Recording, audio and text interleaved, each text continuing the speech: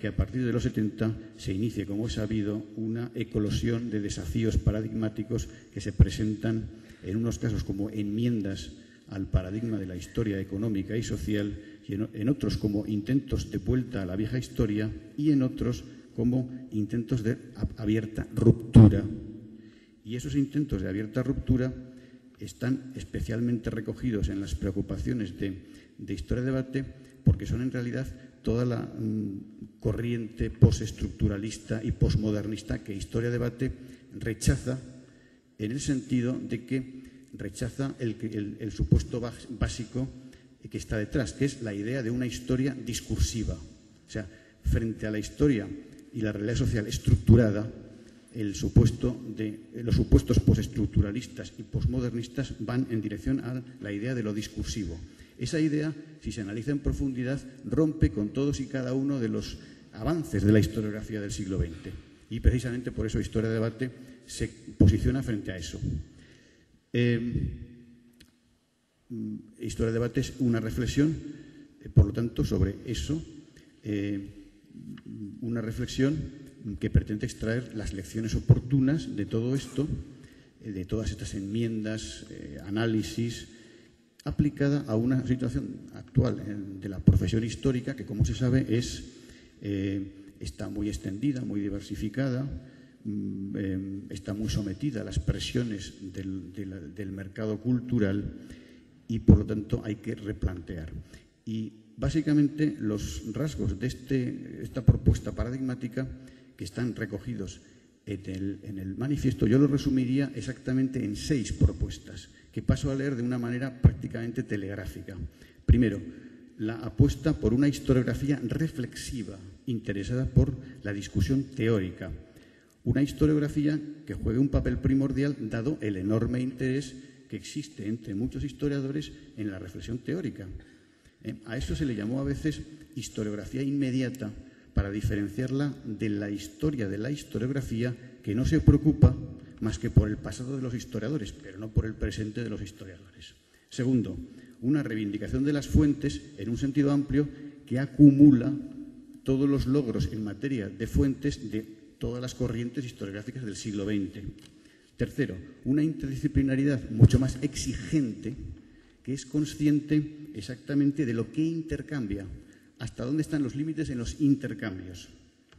Si no, el término se vacía de contenido. Cuarto, replantear la idea de la historia integral, como se ha hablado aquí, introduciendo las enmiendas procedentes de la historia económica y social, de la historia cultural a la historia económica y social. Una historia cuyo referente es la historia mundial. Por eso se ha dado tanta importancia a la historia mundial. Quinto, la apuesta por la historia inmediata, de lo que se ha hablado mucho aquí.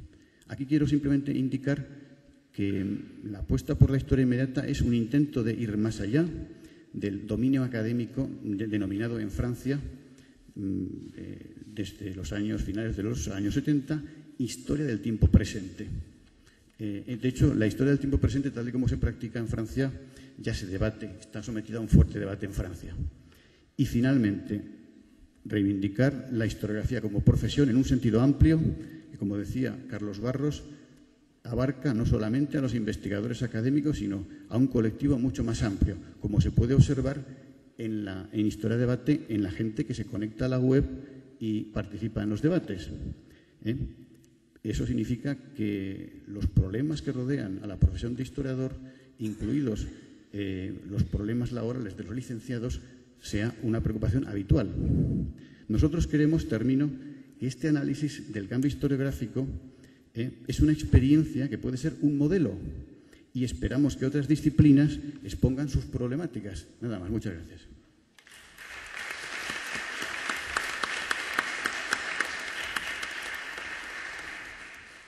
Bien, now I give the word to the professor Jorge Secada, de la University of Virginia.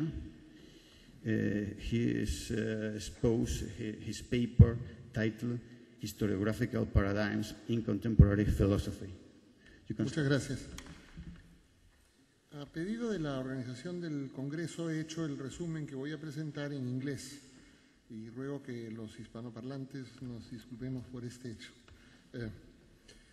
Current historiographical debate in the history of philosophy is dominated by two visions of the aims and purposes of proper work in the field. On the one hand, there are historical reconstructions of texts aiming at the recovery of past intentions and meanings, those of the original authors and of their times and contexts.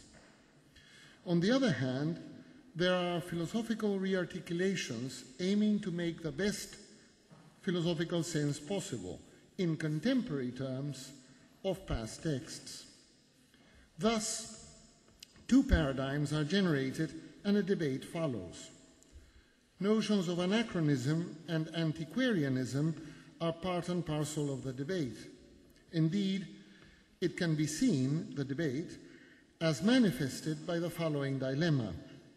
Either one aims for historical accuracy at the expense of irrelevance and antiquarianism, or one aims for relevance and philosophic value at the expense of anachronism and historical inaccuracy.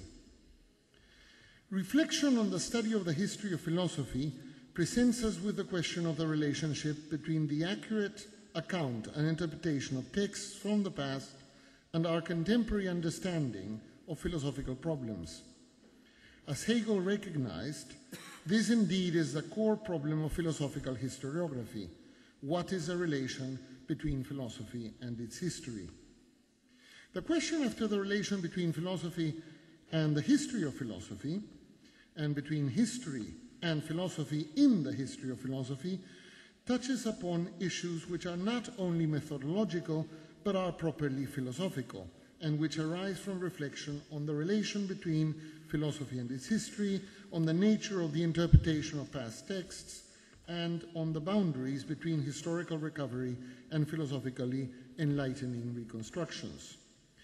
What all historicisms share is a presupposition that we humans live trapped within our ideas, our language, or our culture.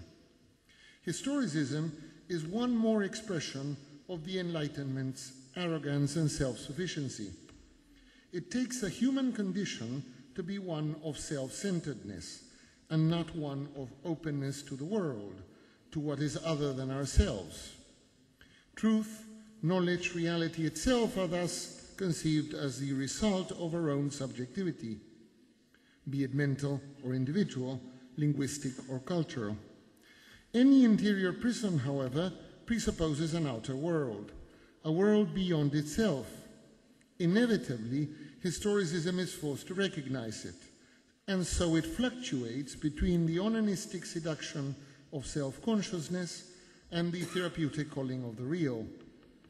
The history of human thought, however, is not autonomous, and the understanding of its development requires reference to a world which is not the product of reason.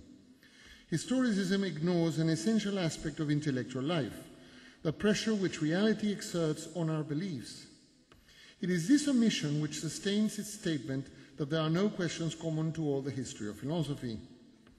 Realism starts from the fact that, on the contrary, historically faithful reconstructions reveal truth and errors, philosophical problems and arguments which speak directly to us.